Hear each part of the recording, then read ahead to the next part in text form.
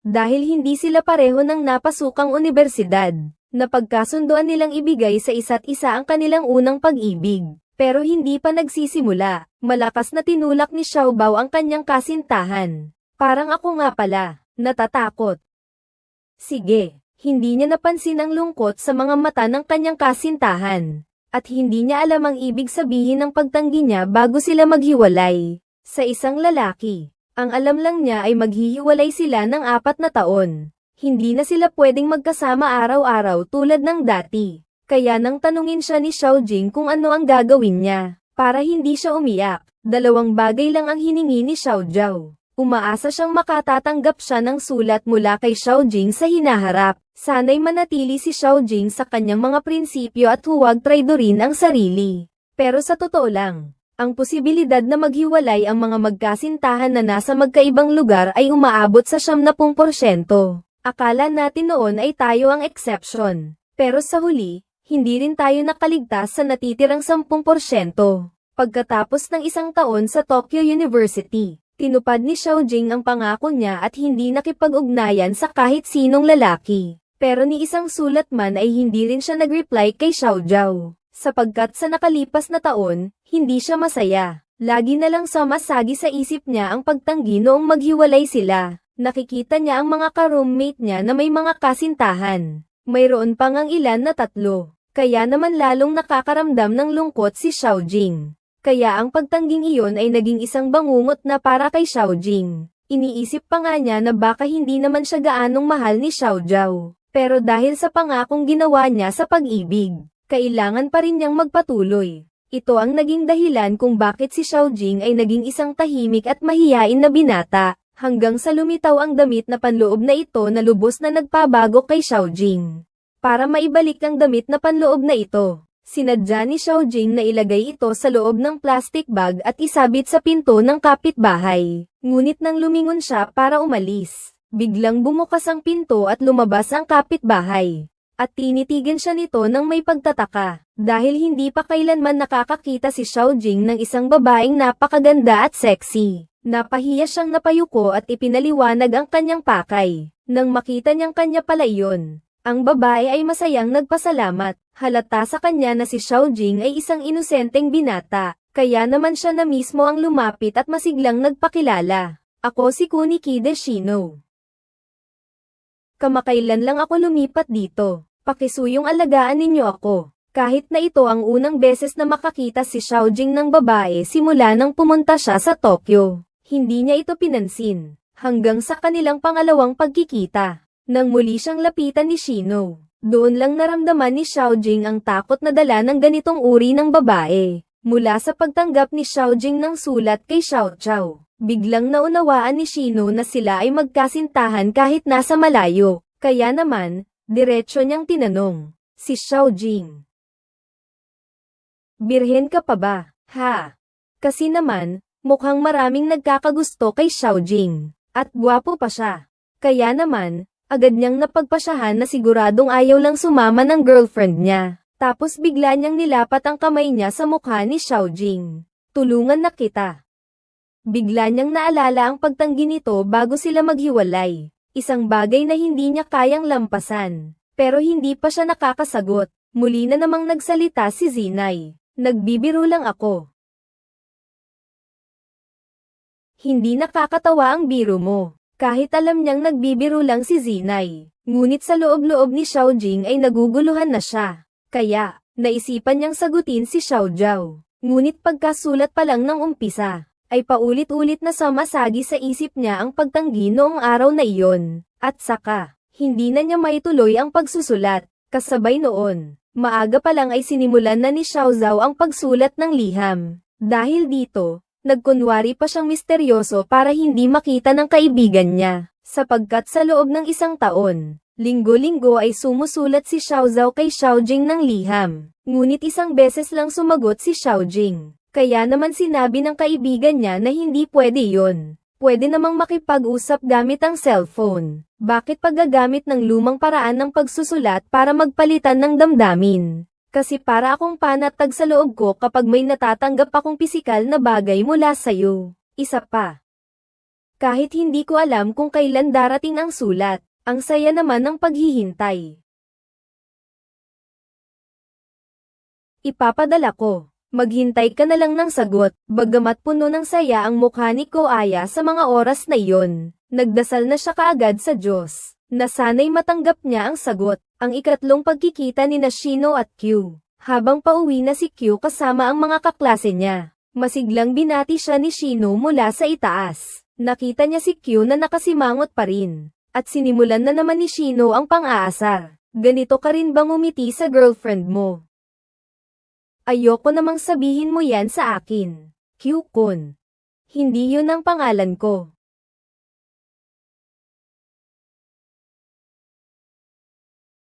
Tawagin mo na lang akong Shizuna. Paulit-ulit niyang sinusubukan ang limitasyon ni Shokei. Gusto niyang makita kung hanggang kailan makakapit ang lalaki. Ngunit nang magkita silang dalawa sa ika-4 na pagkakataon, nakita niya si Shizuna na humalik sa isang estrangherong lalaki. At ang pagpapakilala ng lalaki ay lubos na nagulat kay Shokei. Siya nga pala, ito si Shokei, ang kapitbahay natin. Inaalagaan niyo po pala ang asawa ko.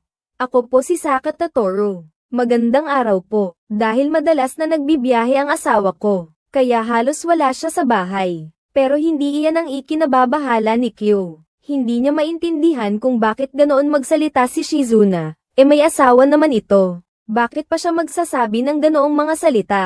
Pero sabi ni Shizuna, basta naman, hindi ka naman maniniwala, di ba? Hindi sumagot si Xiaojing at umuwi na, pero bigla siyang tinanong ni Zinai, kung mahal ba niya ang girlfriend niya. Pero nang marinig ni Zinai na sinabi ni Xiaojing, na kung hindi niya mahal, hindi siya magjowa. Muli siyang nagtanong si Zinai, ikaw ang tinatanong ko, mahal mo ba siya? Ano ba talaga ang gusto mong sabihin? Ang gusto ko lang sabihin, kahit sigurado na kayo sa relasyon, hindi mo pa rin agad malalaman kung mahal mo ba talaga ang isa't isa. Hindi kita maintindihan. Siguro'y maiintindihan mo rin yan kapag sinubukan mo na. Ayaw mo bang malaman? Marahil dahil gusto niyang malaman kung mahal niya nga ba si Kahay, o baka naman dahil sa pagtanggi niya noong maghiwalay sila. Pumasok si Xiaojing sa bahay ni Zinai, pero hindi nila alam na nakapag-install na pala si Sakura Toro ng isang listening device sa bahay ng maaga pa. At noong magkita sila kinabukasan, nagkunwari pa siyang walang alam. Samantala, dahil matagal na ring walang balita kay Xiaojing si Xiaozao, nagdesisyon na rin siyang pumunta ng Tokyo para hanapin siya. Pero nang sumunod na araw, nagsimulang magsisi si Xiaojing. Sa wakas ay naalala niya si Xiaobao na naghihintay sa kanya sa probinsya. Putya!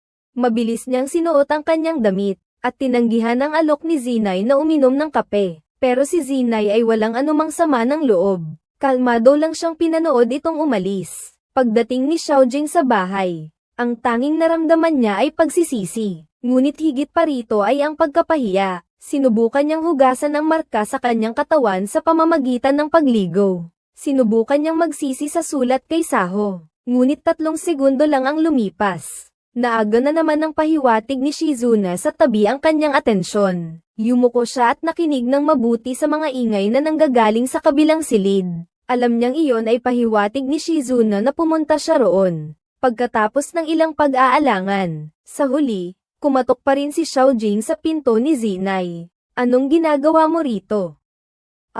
Dahil alam ni Zinai na si Xiaojing ay isang mahiyain na binata, kaya naman, hindi na siya nagdalawang isip na papasukin ito sa loob ng bahay. At tinanong ulit siya kung ano ang pakay niya. Hindi sumagot si Xiaojing at tumalikod na lang at umalis. Pero ang sumunod na sinabi ni Zinai, ngunit muling nagpadala si Xiaojing. Huwag mo akong iwanan mag-isa. Ganon na nga, muling itinaboy ni Xiaojing sa isipan ang kanyang pagka-guilty. At nanatili na lamang siya sa bahay ni Zinai. At ang dahilan kung bakit siya naging ganito, bukod sa masamang intensyon ni Zinai, ay ang pagtanggi niya bago magsimula ang long-distance relationship nila. 5 na silang taon na magkasintahan. Holding hands lang ang tanging ginawa nilang intimate, kahit walang bakas ng pagkadismaya sa mukha ni Xiaojing. 1 taon na siyang naguguluhan dahil dito. Pati ang matalik na kaibigan ni Xiaozao, nang malaman ang sitwasyon nilang dalawa. Napahanga.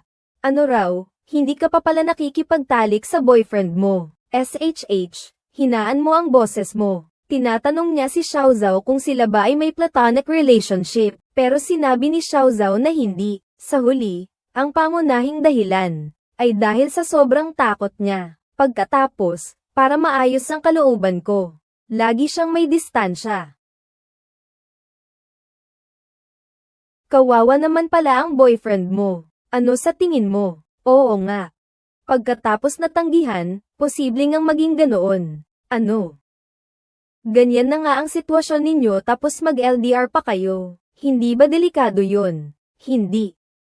Naniniwala ako sa kanya. Nagkasundo na kami, hindi siya mang-iiwan. Kahit na sa ibabaw ay naniniwala si Xiao Zhao na tutupad si Xiao Jing sa pangako niya. Sa totoo lang ay nagsisimula na siyang makaramdam ng bahagyang pag-aalala. Sa kabilang banda, nang si Xiao Jing at si Zinai ay namimili sa supermarket, ay hindi inaasahang nakita sila ni Inoy, ang campus crush ng klase. Dahil medyo may pagkakaiba ang edad nilang dalawa, kaya hindi naisip ni Inoy na may relasyon silang dalawa. Hanggang sa bigla niyang narinig ang usapan nilang dalawa. Natapos na yata. Parang nakadiskubre ng bagong mundo si Ino ng mga oras na iyon. Dali-dali niyang kinuha ang kanyang cellphone para mag-video. Habang bulong-bulong sa sarili, may magandang panunuorin ako nito. Sinundan niya ang dalawa hanggang sa makarating sila sa apartment. Kung walang mangyayaring hindi inaasahan, magpapalipas na naman ng gabi si Xiao Jing sa bahay ni Zinai. Teka lang. Pagkatapos kong mag-ayos ng gamit, pupunta na ako. Kinabukasan. Sinadya ni Ino na hanapin si Q. Gusto niyang marinig mismo ang pag-amin nito, pero hindi raw maintindihan ni Q. Kaya ipinakita na lang ni Ino ang video na ni-record niya kagabi. Kahit nasa probinsya si Saho, talagang niloko mo pa rin ako. Pero kung isang magandang babae ang makakasama ko sa kama, manloloko rin ako. Akala mo ba pareho tayo? Hindi ba't pareho lang naman tayo? Palagi ang iniisip ni Binyay na pareho lang sila ng uri ng tao. Pero ngayon, mukhang si Xiao Jing pa rin ang mas malala mas masama, at sa totoo lang, si Xiao Jing ay isang lalaking sobrang sama na, wala nang masasama pa. Simula nang maging sila ni Zinai, hindi na niya binabasa ang mga sulat ni Xiao Zhao na linggo-linggo niyang ipinapadala, at kahit gabi-gabi ay kusang pumapasok sa bahay ni Zinai. Pero ngayong gabi, isang mamahaling bote ng red wine ang inihanda ni Zinai para sa kanilang dalawa, dahil kaninang umaga. Hiniling ng asawang si Sakata na umuwi siya para ayusin ang mga gamit. Mag-out of town na naman kasi siya. At isang buwan siyang mawawala, kahit na matagal na silang kasal. Pero ang totoong mga araw na magkasama sila ay kakaunti lang. Pero medyo nagtataka si Xia Jing. Mayroon naman silang mamahaling kondominium na binili ng buo. Bakit kaya rito pa sila sa maliit na apartment na ito umuupa? Pero sabi ni Zinai, masyadong malaki ang bahay na iyon. Parang wala siyang mapagtataguan doon. At dito niya nararamdaman na siya ay tunay na nasa bahay. Para sa akin, parang isang secret base ang lugar na ito. Isang espesyal na lugar na akin lang. Pero itong espesyal na silid na ito, ay pinuno ni Sakata Toro ng mga CCTV. Ang bawat kilos niya ay minamanmanan ni Sakata Toro. Paano kung matuklasan ni Sakata Toro ang ginagawa natin? Wala. Mukhang wala siyang pakialam sa akin. Natatakot ka bang mahuli? Hindi. Bukod kina Zinai at Kozo, may isa pang babaeng may gusto sa kanya sa paaralan, si Meileng. Magkaklase sila noong high school, pero dahil sobrang gwapo ni Kokya noon, lagi siyang napapalibutan ng mga babae. Nagtipon ng lakas ng loob si Meileng para umamin, pero agad din siyang binasted ni Xiao Jing. Hanggang sa makapasok siya sa kolehiyo. Doon niya lang nalaman na magkaklase pala sila. Napakahirap kong makamove on. Bakit ka pa kasi naupo sa tabi ko? Anong sabi mo? Wala.